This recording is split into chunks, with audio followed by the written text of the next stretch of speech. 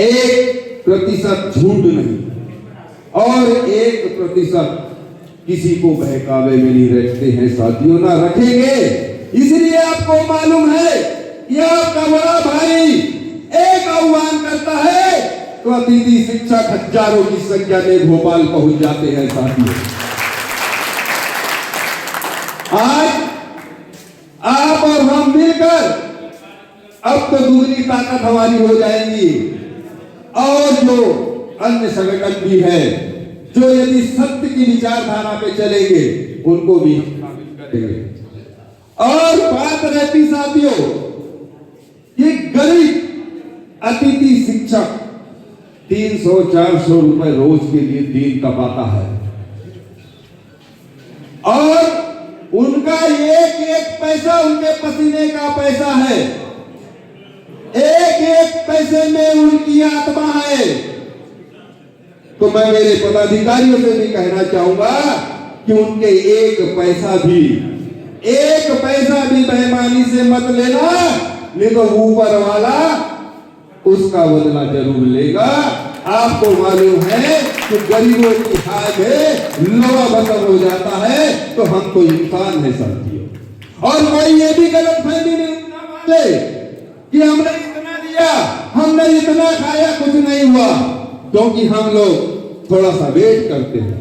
जिस दिन किसी ने चाह लिया कि नहीं अब इसके पीछे ही पड़ना है साथियों, तो वो तो आपको भी पता होना चाहिए कि हम और आप मिलकर वो भी कर सकते हैं। इसलिए मेरा कहने का मतलब केवल एक है कि जिन गरीब अतिथि शिक्षकों ने आप पर विश्वास किया, आपकी एक आवाज पे भोपाल आते हैं, आपकी एक आवाज पर हरदा आते हैं, बैतूल आते हैं, छिंदवाड़ा आते हैं, उनकी आत्मा को कभी मत दुखाना, उनके भावनाओं से कभी मत खेलना, क्योंकि वो आपको, आपकी वाणी को भगवान की वाणी मान रहे हैं। इसलिए साथियों हम सबको एक रहना है और आगामी कार्यक्रम सफल बनाना। कुछ लोग कहते हैं कि केसी पवार और उसकी टीम सरकार का विरोध करती है। अरे हम कहां सरकार का विरोध करते हैं? क्या हमारी मांग मनवाने के लिए आंदोलन और प्रदर्शन करना विरोध है? विरोध नहीं है, एक लोकतांत्रिक तरीका है हमारी मांग मनवाने का, इसलिए हम विरोध में आते हैं। अगर हम विरोध ना करें, आवेदन निवेदन आपने भी देखा होगा, आपके हरदा में जब मुख्यमंत्री जी आए, जब शिक्षा मंत्री जी आए, जब भी चलो आह्वान किया, भागते भागते गए, पता चला उनके पीए ने लिया, चले गए, ऐसे सैकड़ों आवेदन निवेदन किए। पर केसी पवार और उसकी टीम बिल्कुल अब आवेदन निवेदन के पक्ष में नहीं है। सबसे पहली बात समय नहीं है, सबसे पहली बात ये हमारी उम्र देख लो, अब कौन सी उम्र बची है कि और 4-6 साल बाद अपन आंदोलन करें, उसके बाद लेंगे, तब तक तो कहां की तैयारी हो जाएगी है? तो इसलिए आंदोलन आज अतिथि शिक्षकों की आवश्यकता है और धीरे धीरे सब बाहर हो जाओगे तो आपकी एकता भी टूट जाएगी।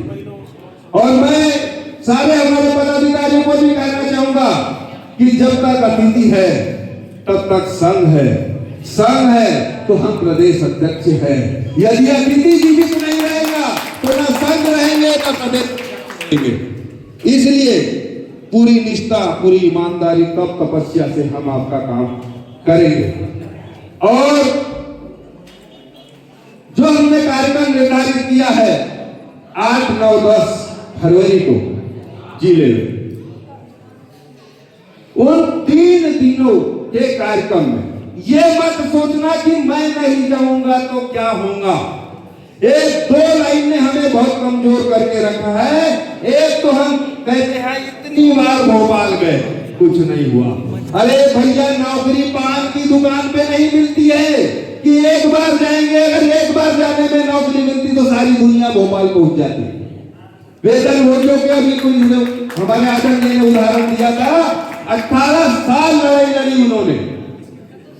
अगर आपके आजू बाजू कोई वेतन भोगी साथी होगा उनसे पूछना, 18 साल लड़ाई लड़ी।